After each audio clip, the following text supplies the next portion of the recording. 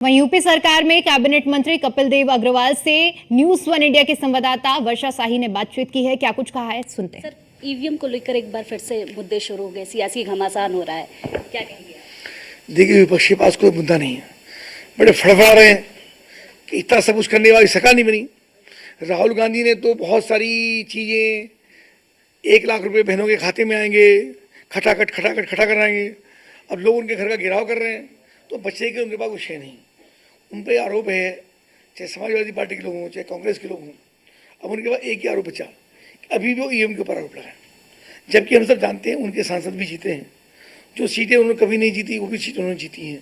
तो ईवीएम पर आरोप लगाना मिथ्या है, कोई औचित्य इसका नहीं है। एक संवैधानिक व्यवस्था है, निर्वाचन आयोग अपना काम करता है। इतनी बड़ी संस्था पर किसी बार टिप्पणी करना, ये बिल्कुल इनकी, मुझको लगता है कि अपरिपक्वता है। उसको मर्यादा रहना चाहिए। व्यवस्था पर प्रश्न चिन्ह खड़ा करना ये ठीक नहीं है। ईवीएम अपना काम ठीक कर सकिए। जनता ने तो दोनों को मौका दिया है इस बार खुश होने का। ये बात उनसे पूछिए आप। ये इतना सब होने के बाद भी आप क्यों प्रश्न चिन्ह लगाते हैं? अच्छा मंत्री जी, क्योंकि इस बार जो एनसीईआरटी की किताबें हैं उसमें से बाबरी मस्जिद का भी मुद्दा हटाया जा रहा है, इस पर क्या कहेंगे आप? आपको क्या लगता है कि लगातार वही सब चीज़ चलती रहें जो कोई पहले? तो जानकारी तो होनी चाहिए ना, क्या हुआ था क्या नहीं। देखिए, जिन चीज़ों में थी, दो प्रकार की चीज़ होती हैं। जब हम गुलाम थे, देश आज़ाद नहीं था, तब लड़ाइयाँ अलग प्रकार की लड़ी। छत्रपति शिवाजी के सामने, गुरु गोविंद सिंह के सामने, महाराणा प्रताप के सामने अलग प्रकार की लड़ाइयाँ लड़ी। पर आज़ाद भारत के अंदर जिस प्रकार से एक विषय को लेकर के लगातार समाज को तोड़ने के लिए जातीय संघर्ष हुए, हिंदू मुस्लिम संघर्ष हुआ, उसकी पुनरावृत्ति बार बार क्यों होती रही? आने वाली पीढ़ियों को उन सब चीज़ों से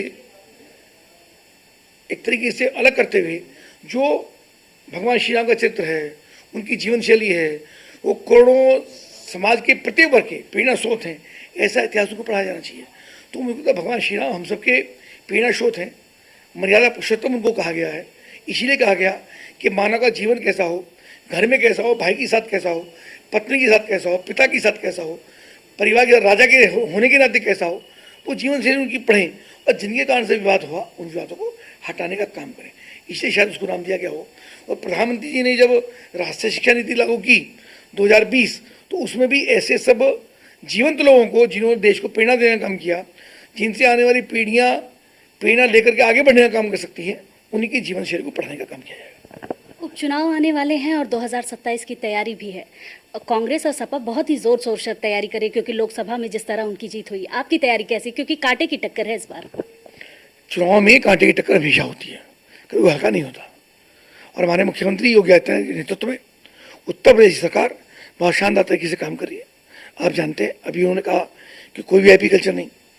हम लोगों भी कहा कि अपने अपने क्षेत्रों में जाइए, काम करिए, विभाग में काम करिए, जिस जनपद के प्रभारी उसमें काम करिए।